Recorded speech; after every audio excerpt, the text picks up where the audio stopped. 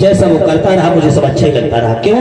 मैंने उसका अन्न खाया, उसके अन्न के कारण मेरे रक्त जो बना था वो भी उसके पक्ष का हो गया। इसलिए प्रभु भगवान बोले बस तुम्हारे प्रश्न का उत्तर तुम्हारे प्रश्न में ही मिल गया। मतलब तुम हमारे भक्त थे, मैं तुम्हें स्वर्ग भेजना चाहता था,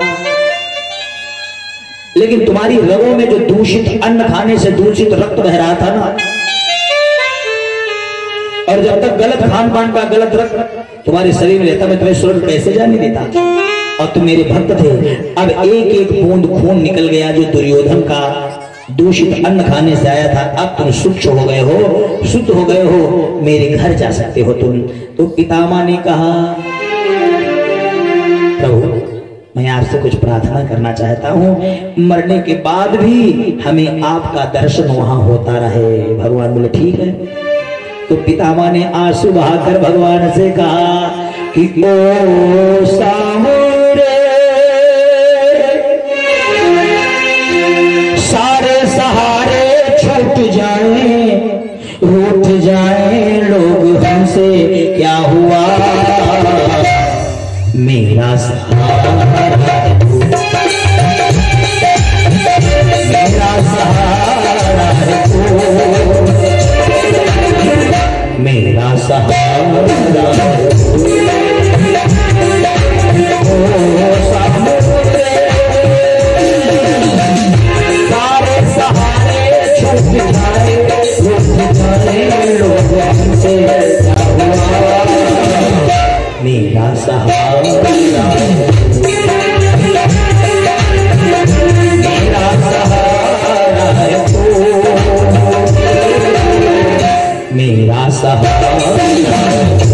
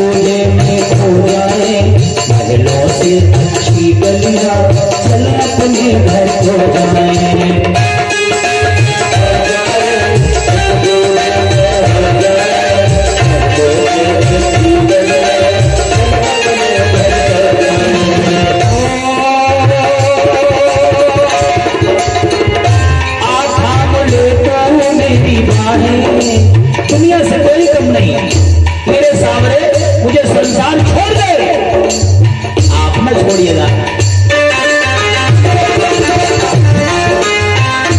आथा ले तो मेरी बाहें, सब निगाहें फेर ले तो क्या हुआ मेरा नजारा है तू, मेरा नजारा है तू, मेरा नजारा है तू।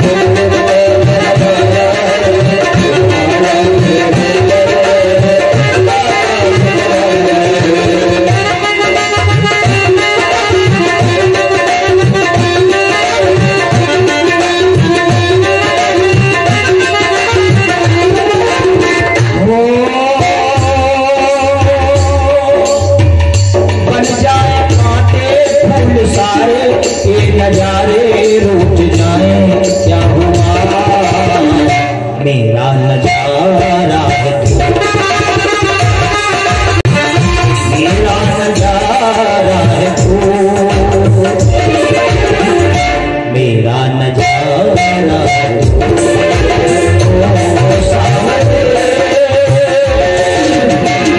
सारे सहारे छूट जाए लोग हमसे क्या मेरा सहारा।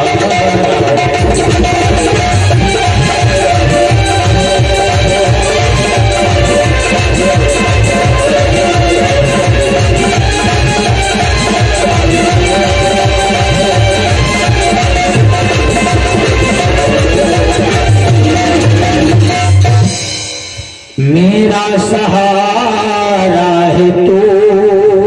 प्रभु आपके सिवा हमारा और कौन है। जब प्रार्थना की भगवान गए रीझ, भगवान ने कहा जाओ अब मैं तुम्हें वैकुंठ जाने की अनुमति देता हूं। और पितामह ने श्री कृष्ण गोविंद हरे मुरारे हे नाथ नारायण वासुदेव भगवान का भजन करते करते भगवान का परम धाम प्राप्त किया। इस प्रकार से भगवान ने पितामह को अंत में दर्शन दिया। इधर भगवान जब द्वारिका चले गए उनका बड़ा स्वागत हुआ। इधर उस बच्चे का जब जन्म हुआ तो भगवान ब्राह्मणों की मंडली के सहित आए और उस बच्चे का दुई नाम रखे, जिसे घर में बताया था जो दो नाम पड़े, विष्णुराज उपनाम परीक्षित। ओरिजिनल विष्णुराज उपनाम परीक्षित, परीक्षित पड़ा। दोबारा भगवान फिर द्वारिका जब नामकरण करके चले गए, अर्जुन भी साथ हम गए, मैं भी चलूंगा। काफी दिन हो गए अर्जुन के आने की कोई सूचना नहीं मिली। जब कोई सूचना नहीं मिली पांडव बड़े परेशान कि इतने दिन हो गए आज तक आए नहीं। तब अर्जुन उधर से आ रहे हैं लेकिन चेहरे का तेज नष्ट है, आंखों में आंसू हैं। सबने आगे बढ़कर पूछा भाई क्या हुआ, आप इतने परेशान क्यों हैं? तो अर्जुन रोने लगे कि जिनको तुम हम अपने साथ में आज तक देखते रहे वो कोई और नहीं, सचराचर के स्वामी थे, वो मेरे प्रभु थे, भगवान थे, कन्हैया थे। अब वो अपनी लीलाओं को विश्राम करके वैकुंठ चले गए हैं। इतना जैसे ही सुना तो भैया बुआ कुंती ने कृष्ण के वियोग में लगाया एक पेड़ का सहारा, मेरे कृष्ण मेरे कृष्ण मेरे कृष्ण करते करते अपने प्राण त्याग दिए। जब कुंती बुआ ने प्राण त्याग दिए, पांडवों ने सोचा सर्वस्व नष्ट हो गया, इस धन का हम करेंगे क्या, कौन सी चीज हमारे साथ जाएगी, राज्यपाठ यहीं छूट जाएगा। उन्होंने जाकर हिमालय में भगवान कृष्ण के वियोग में अपने आप को एक एक कर समर्पित कर दिया। अब नाबालिग बचे परीक्षित राजा बन गए। ब्राह्मणों ने कहा कोई है ही नहीं उत्तराधिकारी, तो इनको ही तिलक कर दिया। परीक्षित ने सोचा मैं अपने राज्य में कभी किसी को दुखी नहीं रहने दूंगा, सब नर करहि परस्पर प्रीति, सबका प्रेम, सबका अपार स्नेह, इनके राज्य में सब सुखी हैं। एक दिन विचार आया लाओ मैं अपने राज्य का निरीक्षण करूं, देखूं। आगे बढ़े, जब वन की ओर गए हैं तो भगवान की बनाई, जब भगवान की चीजों का मन हो देखने का तो सोचा करो, पत्ती पत्ती की कतरन न्यारी तेरे हाथ कतरनी कहीं नहीं, दिन रात न्याय में फर्क पड़े तेरी लगी कचहरी कहीं। एक दिन माली को भगवान पर शंका हो गई, हे प्रभु तेरी कला का रंग निराला छा रहा, कौन वर्णन कर सके मस्तिष्क चक्कर खा रहा। माली ने सोचा जहां पर लाल फूल है वहां लाल मिट्टी होगी, रंग डाला होगा भगवान ने, जहां पीला फूल है वहां पीली मिट्टी होगी, अंदर रंग डाला होगा। तो उसने क्या किया, खोद कर मिट्टी को देखा लेकिन था कहीं पाया नहीं, फूल फल तरबूज में रंग रस कहां से आ रहा। हे प्रभु तेरी कला का रंग निराला छा रहा, कौन वर्णन कर सके मस्तिष्क चक्कर खा रहा। भगवान की बनाई चीजों को कितनी कैंची है तुम्हारे पास, हर पेड़ की पत्ती की कटिंग अलग, कितने सांचे हैं प्रभु आपके पास, जिसे एक बार बना दिया वो चेहरा दोबारा बनाते ही नहीं। वाह एक गाय भागती आई, बड़ी तेज हाँफ रही थी। परीक्षित ने निकाली तलवार। क्या हुआ? मेरे राज्य में गाय परेशान। निकाली तलवार, एकदम गाय रुकी। पीछे से एक बैल, उसके पीछे से एक बैल घबराया भागा।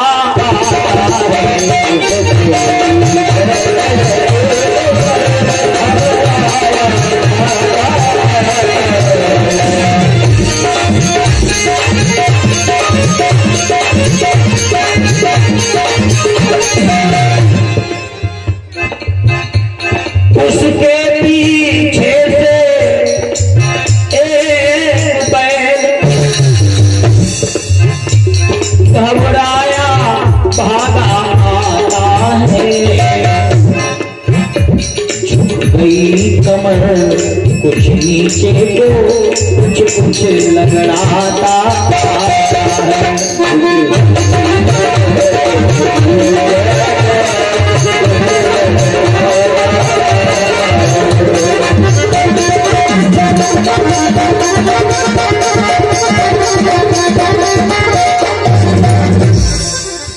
एक बैल, गाय और बैल को रोका। भाई तुम कौन हो? रोने का कारण, परेशानी बताइए।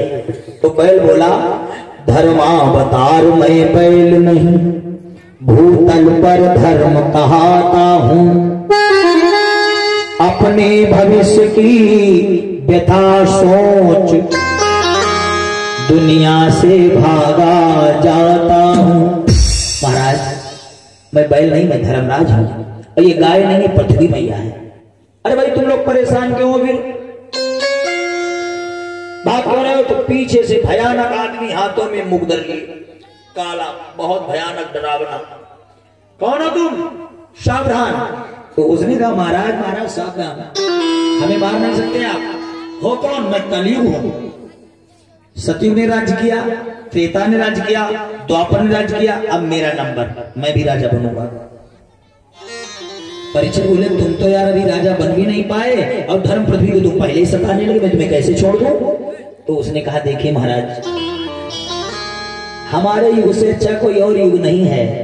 कलयुग में, मेरे युग में आदमी आलसी हो जाएगा, उसके पास इतना टाइम नहीं होगा कि वो 4 घंटा जाप करे, माला करे, वो घर छोड़ के बन जाए, ये नहीं कर पाएगा।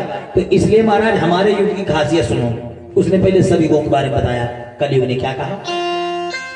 त्रेता विविध यज्ञ नर करही, प्रभु ही समर्पी कर्म भव तरही। त्रेता में यही मनुष्य पूरी जिंदगी यज्ञ करता, तब भगवान मिलते। अरे द्वापर करी रघुपति पद पूजा, नर भव तरही उपाय न दूजा। त्रेता द्वापर सतयुग में पूरी जिंदगी भजन भक्ति हवन, तब भगवान मिलते।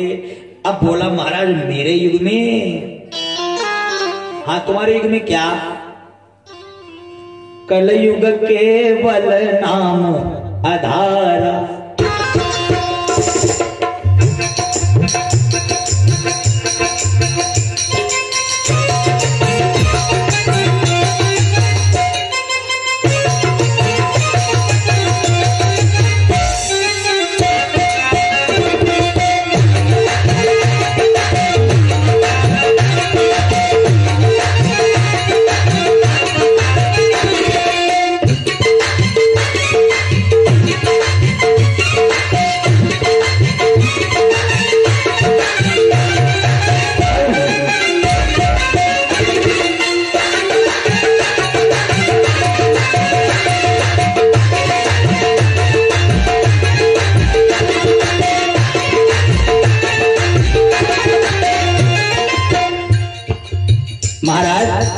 कलयुग केवल नाम आधारा। हमारे युग में केवल नाम और सुमिरी सुमिरी नर उतर ही पारा।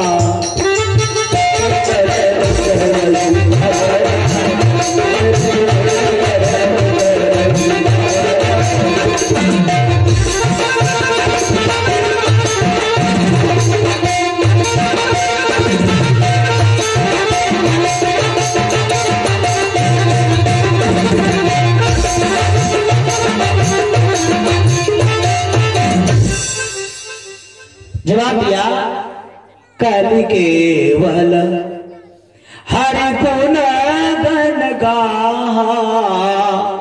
गावत नर पावे भवथा।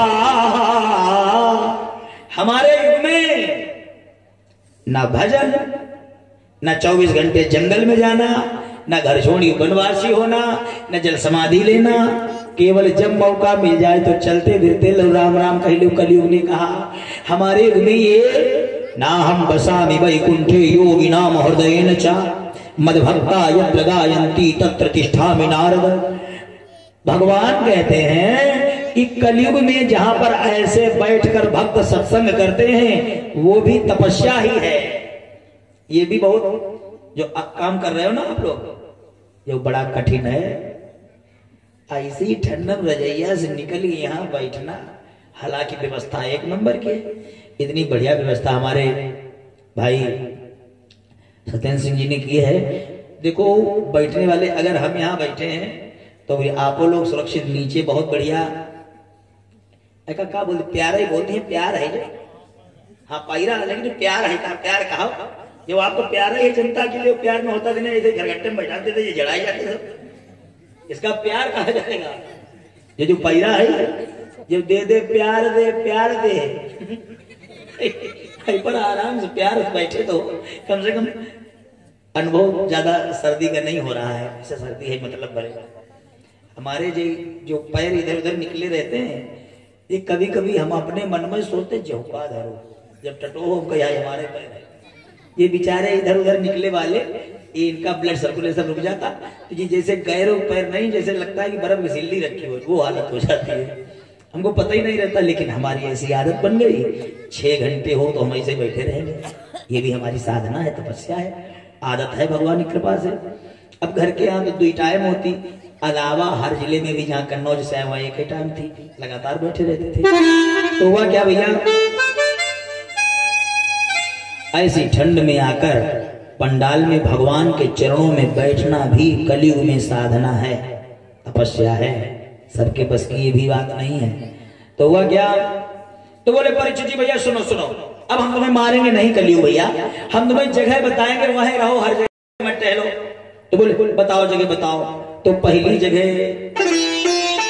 अब देखिए भैया गांव वालों, हम लिखित ही बताएंगे कि कलयुग आ जाओ कहां पर है, किस घर में, अब किस जगह। पहली जगह, जिस जगह जुएं बाजी होती और झूठी गप्पियां लड़ती हों, बैस्याएं जहां निवासिनी हों और मद की प्यालियां उड़ती हों। कहां कहां, जिस जगह जुएं बाजी होती और झूठी गप्पियां लड़ती हों, बैस्याएं नाच गाना जहां निवासिनी हों और मद की प्यालियां उड़ती हों। कलयुग बोला बेकार जगह बता रहे हो गुरुजी सब, कोई वीआईपी जगह परीक्षित जी बताओ, अगर मैं घर जाना चाहूं तो किसके घर जाऊं, ये घर भी तो बताओ। तो उन्होंने कहा घर सुन लियो, जिस जगह न प्रभु का ध्यान रहे, जिस जगह न गुरु का मान रहे, जिस जगह स्वर्ण की कांति रहे, वहां तेरा निवास स्थान रहे। भैया अब देखो हम आपको 100% कंफर्म करा देंगे कि कलयुग आ जाओ, जहां जहां जगह परीक्षित बताई वहां है कि नहीं। पहली जगह जुआ, जुआ में कलयुग, अब ऐसे थोड़ा ही आप जान पाएंगे कि कैसे पता चले कलयुग है। जुए में कलयुग ऐसे है कि कलयुग सबसे पहले बुद्धि भ्रष्ट करता है। आप न मानना हमारी बात, एक दिन 100 रुपया निकलियो, 100 रुपया, जो 100 रुपए जुआ के नाम से जीते या हारे, दिवाली पर 100 निकाले, जहां तुमने जुआ का नाम रखा उनमें कलयुग बैठ गया। अब कलयुग बैठ गया रुपए में, देखना भी बुद्धि कैसी काटता। आप गए, आपने लगा दिया, लगाओ भैया, 100 के 200 ही गए। जब 200 हो गए तुमने उठाए, तुमने कहा भैया हम नहीं खेलेंगे, हम जा ही रहे, 200 हो गए, तुम जा ही रहे, लेकिन उसमें से कलयुग बैठ गया, वो तो बुद्धि भ्रष्ट कर दी। अब तुम 10 कदम चले, फिर तुम सोच मन मार हुई सके चाहते हुई जाए, देखो मत कट गई तुम्हारी, क्योंकि उसमें कलयुग बैठा है, वो कैसे तुम्हें चैन लेने दे। तुम फिर लौट आए, तुमने कहा लगाओ भैया चलो, अब तो तुम जीते रहो 100, वो चले गए। अब बचे तुम्हारे वाले जो घर से ले गए, तो तुम सोच रहे मन में लाए घर से खिलवे के रहा यही चले गई नहीं यही वेल लगा दिया। अब की बोई चले गए बढ़ते लाए बोई। अब तुम्हें चैन नहीं, तुम कहा थी कोई तरीका से हमारे लोग पूरे हो जाते तो तुम पड़ोसी प्रकार ए भैया राम बोलो दे रुपया है सब उधार दो। पड़ोसी बोले ना भैया जुआ में उधारी ना कहा ले यार हमारी घड़ी धर ले हमारा मोबाइल ले अर्था दिया। यानी जब सब जीते तुम्हें तबाह कलयुग ने चैन लेने नहीं दिया। अब जले तुम्हें खरखीन नहीं करता इसे, जले तुम्हें टिप्पा में आखिर छोड़ नहीं दिया। मोबाइल दरियाए, साइकिल दरियाए, दिवाली पर रात मारे थके कथा पर से आए। बिल्कुल पड़ोस में हरदोई चलती थी। दिवाली वाले दिन कथा का 5वां दिन था, तो हमने कहा भैया दिन में कहेंगे रात में नहीं। हम पहुंचे भैया घर ही हारे थके, हम कई परिवार में बच्चों के साथ। रात इनको हमारी कुंडी खटका पड़ी, पंडित गेट में कौन इतने टाइम। अब हम सोची कि रात में कोई हारा थका आपत्ति का मारा होगा। हमने गेट खोला तो वे झूमे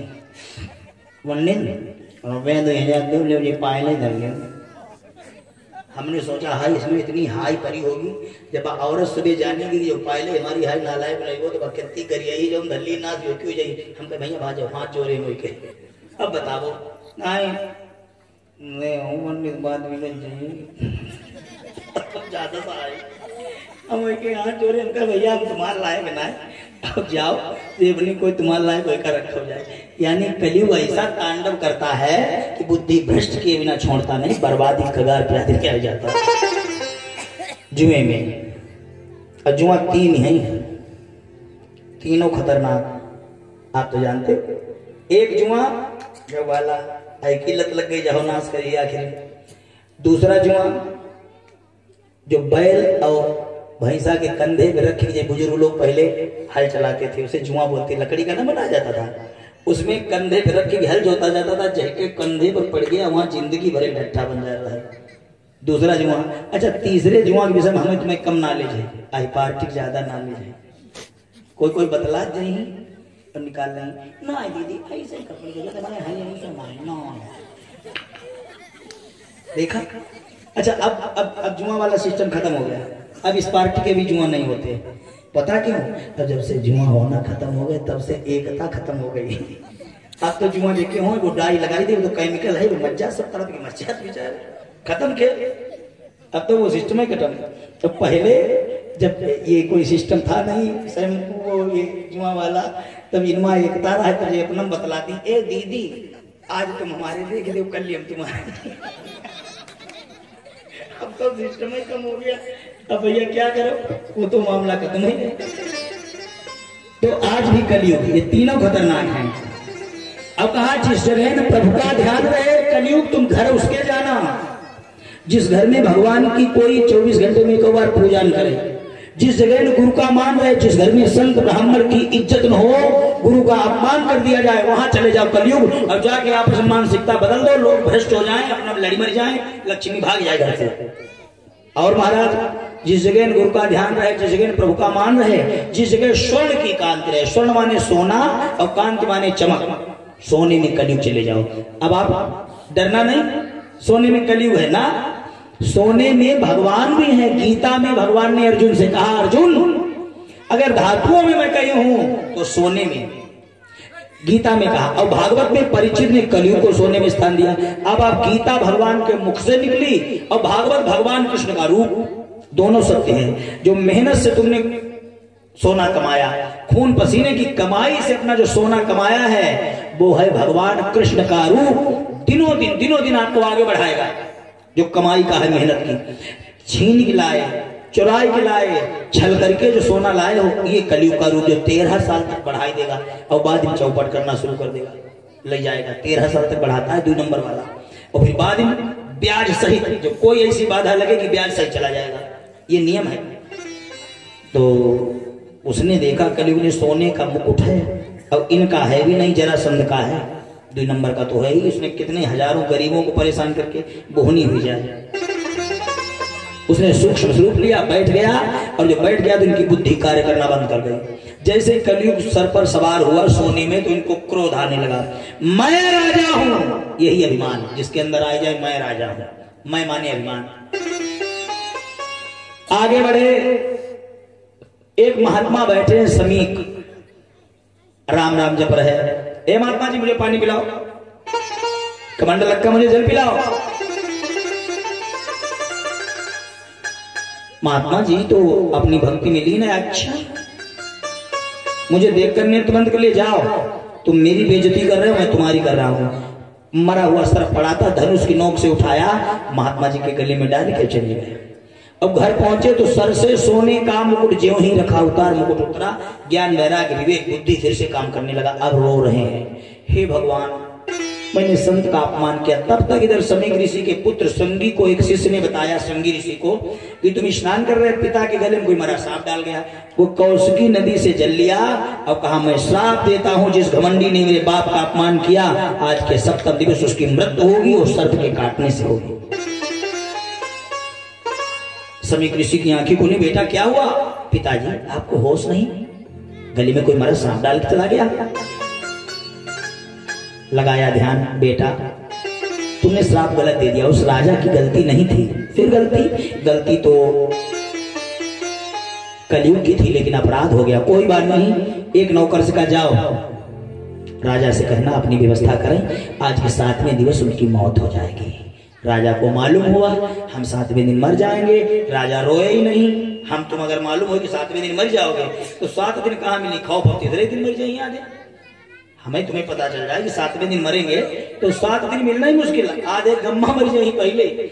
लेकिन परीक्षित रोए नहीं, हंसे कि एक तो बोझ हल्का हो गया, संत ने हमें श्राप दे दिया, हमारा बोझ हल्का हो गया, अपनी गलती की सजा मिल गई।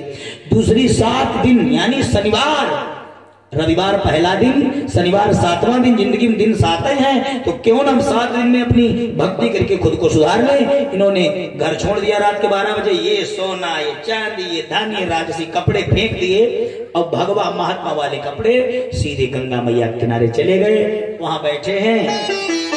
जिन महात्माओं को पता चलता है कि हमारे राजा को श्राप लगा है, वो दौड़ दौड़ कर इनके दुख के निवारण के लिए आने लगे।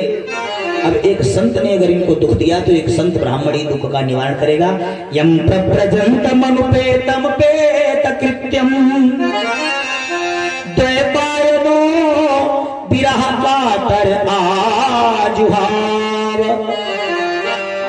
पुत्रेति तन्मयतया तर्वो भिनेदु स्तम सर्वभूत हृदयं मुनिमानतोष्मि। भैया इनकी भेंट सुखदेव भगवान से होगी और वही इनके जीवन से दुख का निवारण करेंगे। कल आप लोग सुनेंगे, बड़ा आनंद आएगा।